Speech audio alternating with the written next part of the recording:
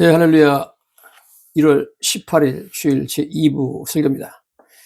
계속해서 기회를 놓친 사람, 기회를 잡은 사람에 대한 말씀을 드리도록 하겠습니다. 절호의 기회를 놓친 사람들이 있습니다. 아주 유명한 사람들이었죠. 성경의 빌라도를 우리가 알고 있는데, 빌라도는 바로 예수님에게 십자가의 처형을 명령한 그런 유대 총독이었습니다. 자, 그 총독 빌라도와 그 다음에 그 후임이었던 벨릭스라는 총독, 그 다음에 그 후임이었던 베소라는 총독, 베스도, 또 그 당시에 예수님 당시에 갈릴리 지역의 왕이었던 아그리빠 왕, 이런 사람들이 모두 놀랍게 하나님께서 바울을 보내가지고, 혹은 예수님이 직접 그들을 만나가지고 그들을 찾아오셔서 예수 믿도록 전도한 놀라운 사실을 보게 됩니다. 그런데 이 엄청난 중요한 축복의 기회를 그들은 다 놓쳐버렸습니다. 안타깝게도. 가이사라에서 일어난 일들인데, 가이사라는 것은 그 당시 유대지방 수도였고 로마의 지역 및 행정, 군사, 전략적인 중심지였습니다. 주요한 항구였습니다. 고넬료가 이 도시에서 로마 군대 백부장을 했고요. 사도 바울이 여기서 2년 동안 감금되었던 그런 도시입니다. 이스라엘 지중해 연안 도시로서 현재 텔아비브와 하이파 항구 도시 중간에 있는 도시입니다. 여기에 바로 그 당시에 유대 지역의 총독들이 거주하는 그런 관저도 있었고, 거기가 바로 중요한 수도였습니다. 가이사르에 있던 벨릭스 총독, 베소 총독, 그리고 예수님을 신문했던 빌라도, 이 모두 다 예수님께 찾아오셨든지 종을 보냈습니다. 그리고 그것을 방문했던 아그리빠 왕 부부, 이런 모든 사람들을 하나님께서 귀한 종 바울을 통해서 그들을 부르셨지만, 그들이 황금 같은 기회를 놓치고 예수님을 믿을 기회를 놓치고 말았습니다. 참으로 안타까운 일이었습니다. 빌라도는 AD 26년부터 37년 동안 유대 지역의 총독이었고, 그 다음에 이어서 펠릭스가 AD 52년부터 62년까지, 그 다음에 이어서 베스도, 즉 페스터스라는 총독이 AD 59년부터 62년 동안 모두 로마의 유대 총독들이었습니다. 총독이었는데, 빌라도는 예수님을 직접 만나 신문했고, 진리가 무엇이냐라고 물었고, 예수님이 죄가 없다고 선포했고, 예수님과 상당한 많은 대화를 나눴습니다. 벨릭스와 베스도는 바울을 통해서 전도를 받았습니다. 헤롯 아그리빠 왕은 갈릴리적 왕으로서 나중에 예수님을 신문하면서, 바울을 신문하면서 바울로부터 예수님에 대한 이야기를 충분히 들었습니다. 자, 이 헤롯 아그리빠 왕은 자기의 시스터인 버니스와 같이 베스도 총독을 방문하러 가이사라로 왔고, 거기서 바울의 두 번째 변론을 경청하게 돼서 거의 예수님을 믿을 뻔했습니다. 그러나 믿지 않죠? 기회를 놓쳤습니다. 사도행전 24장 20절부터 이런 말이 나옵니다. 수일 후에 벨릭스가, 빌라도 다음에 있었던 총독입니다, 그 안에 유대 여자 드루실라와 함께, 이 벨릭스라는 총독은 아내가 유대였습니다. 그래서 이 유대교에 대해서 알고 있었죠. 바울을 불러 그리스도 예수 믿는 도를 듣거늘 바울이 의와 절제와 장차오는 심판을 강론하니, 벨릭스가 두려워하여 대답하되 지금은 가라, 내가 틈이 있으면 너를 부르라 하고, 동시에 또 바울에게서 돈을 받을까 하는 바라는 거로 더 자주 불러 같이 이야기하더라. 그래서 지금 이 벨릭스 총독은요, 바울과 굉장히 자주 만났습니다. 그러니까 바울을 불러 그리스도 예수 믿는 도를 들었다, 그 다음에 돈을 받을까 해서 자주 불러서 같이 이야기를 했습니다. 바울로부터 여러 설교 들었고, 선생님 보니까 바울이 의와 절제와 장차오는 심판을 강론하니까 벨릭스가 두려워하기까지 했다 그러면서 상당히 번민하죠. 거의 예수를 믿기 아주 그냥 가까운 지금까지 이렇습니다. 내가 틈이 있으면 너를 다시 부르리라 그러면서 그냥 보내버렸다는 거죠. 이 엄청나게 좋은 기회, 그 유명한 위대한 사도 바울을 만나서 자주 대화할 수 있는 이 엄청난 기회를 통해서 예수님 믿을 수 있었는데, 이 기회를 안타깝게도 놓쳐버린 것입니다.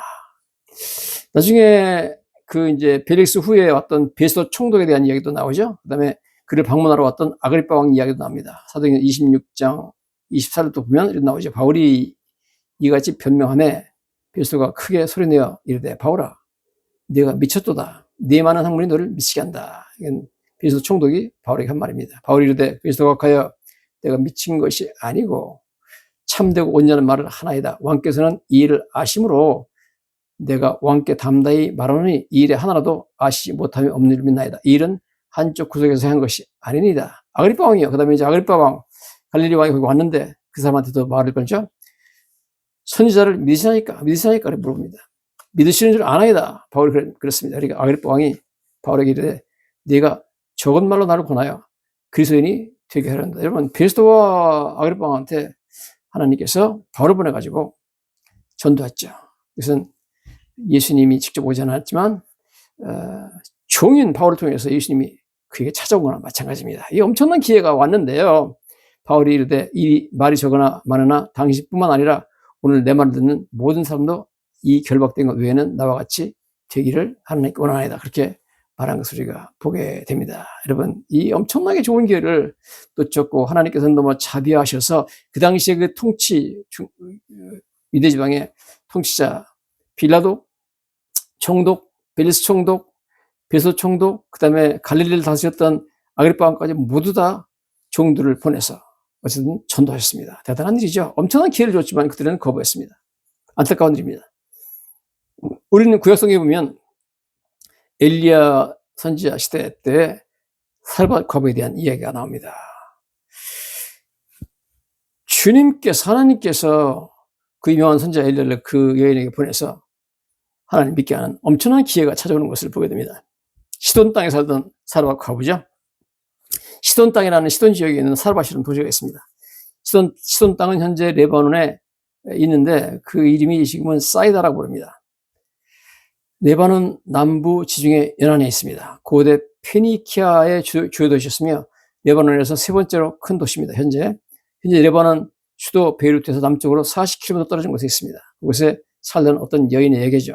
때는 이스라엘 아방 시대 BC 870년경입니다. 이스라엘과 팔레스타인 지역에 극심한 가뭄이 들었던 때였습니다.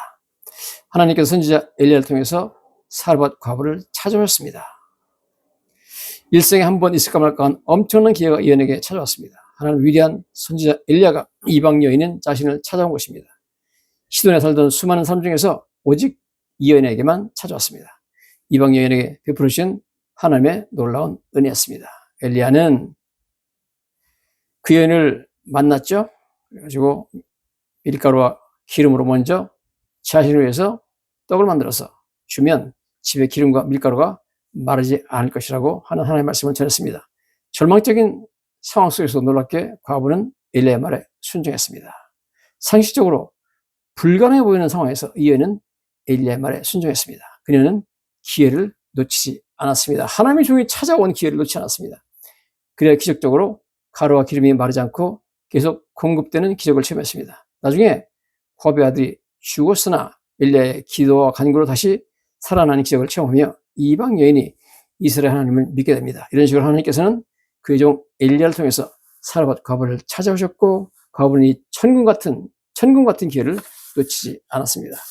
성경에 보면 이렇게 나와 있습니다. 열왕기상 17장 8절부터 나옵니다. 여호와의 말씀이 엘리야에게 임하여 이르되 너는 일어나 시돈에 속한 사르밧으로 가서 거기 머물라.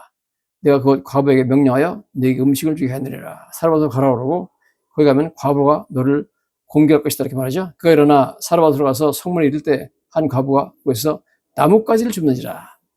이에 불러 이르되 처음 왔는데 그래서 물을 조금 가져다가 내게 마시게 하라. 그가 가지러 갈 때 엘리야가 그를 불러 이르되 청하건대 내 손에 떡 한 조각을 내게 가져오라. 그가 이르되 당신의 하나님 여호와께서 살아계심을 두고 맹세하노니 나는 떡이 없고 다만 통에 가루 한 웅큼과 병에 기름 조금뿐이라. 내가 나뭇가지 둘을 주워다가 나와 내 아들을 위하여 음식을 만들어 먹고 그 후에는 죽으리라. 너무 가뭄이 심해가지고 3년 동안 가뭄이 들어가지고 다들 뭐 굶어 죽는 형편인데 지금 자기한테 밀가루 조금 하고 올리브 기름 조금밖에 없으니까 이거 가지고 먹고 지금 아들하고 죽으려고 마지막으로 인생의 최후의 만찬을 위해서 나뭇가지를 줍고 있다는 겁니다. 그러니까 엘리야가 이르되 두려워하지 말고 가서 내 말대로 하거니와 먼저 그것으로 나를 위하여 작은 떡 한 개를 만들어 내게로 가져오고 그 후에 너와 내 아들을 위해서 만들어라. 이스라엘 하나님의 여호와의 말씀이 나 여호와가 비를 지면에 내리는 날까지 그 통에 가루가 떨어지지 아니하고 그 병의 기름이 없어지지 아니하리라 하였느니라. 걱정 말고 가서 내가 말한 대로 해라. 하나님의 말씀이 네가 만약 나한테 먼저 떡을 가져와서 만들어서 주면 내 집에 있는 기름통에 기름이 떨어지지 않고 밀가루통에 밀가루가 떨어지지 않을 것이라고 했습니다. 자, 근데 놀랍게도 이 여인이 처음 만난 엘리야 선지자의 말을 믿고 하나님의 말씀 믿고 그대로 행하죠. 그가 가서 엘리야의 말대로 했더니 그와 엘리야가 그의 식구가 여러 날을 먹었으나 여호와께서 엘리야를 통하여 하신 말씀같이 통의 가루가 떨어지지 않냐고 병의 기름이 없어지지 않았다. 그래서 텅텅 비었던 그 통의 가루가 엘리야한테 그것을 만들어 주고 나서 보니까 가득하고 다시 열어보니까 가득 차 있습니다. 올리브 기름도 가득 차 있고 밀가루통도 가득 차 있습니다. 매일 가뭄이 끝날 때까지 3년 반 정도 가뭄이 있었거든요. 이후에 그 집 주인 되는 여인의 아들이 병들어 증세가 심히 위중하다가 숨이 끊어지는 아들이 죽었습니다. 갑자기 여인이 엘리야에게 이르되 하나님의 사람이여 당신이 나와 무슨 상관이 있기로 내 죄를 생각나게 하려고 내 아들을 죽게 하려고 내게 오셨나이까. 엘리야가 그에게 그의 아들을 달라 하며 그를 그 여인의 품에서 받아가지고 안고 자기가 거처하는 다락에 올라가서 자기 침상 위에 누이고 여호와께 부르짖어 이르되 내 하나님 여호와여 주께서 또 내가 우고하는 집 과부에게 재앙을 내리사 아들이 죽게 하셨나이까 하고 그 위에 몸을 3번 펴서 엎드리고 여호와 하나님께 부르짖어 내 하나님 여호와여 원하건대 이 아이의 혼으로 그의 몸에 들어오게 하소서 하였더니 여호와께서 엘리야의 소리를 들으시고 그 아이의 혼이 몸으로 돌아오고 살아난지라. 놀라운 일이 벌어졌죠. 지금 이 여인은 생전 듣지도 못한 일을 지금 겪습니다. 자기가 엘리야를 만나가지고 어마어마한 기적을 체험하죠. 막 밀가루통에 밀가루가 그냥 가득 차고 매일매일 올리브 기름통에 올리브 기름이 가득 차는 엄청난 기적을 체험하는데 이제는 죽은 자기 아들이 살아나는 어마어마한 지금 기적을 체험합니다. 여러분 하나님의 위대한 능력을 지금 체험하죠. 이 여인은 정말 엄청난 기회가 온 거죠. 하나님 믿을 수 있는 어마어마한 기회가 왔습니다. 그래서 엘리야가 그 아이를 안고 다락에서 방으로 들어와서 어머니에게 주며 이르되 보라 네 아들이 살아났느니라. 여인이 엘리야에게 이르되 내가 이제 당신은 하나님의 사람이요 당신 입에 있는 여호와의 말씀이 진실한 줄 아노라. 그래서 정말 믿는 사람이 되었고 구원을 받게 되는 놀라운 기회였습니다. 엘리야가 찾아온 엄청난 기회를 이 여인은 놓치지 않았습니다. 여러분 그러므로 다시 한번 말씀드리지만 하나님께서 우리를 사랑하사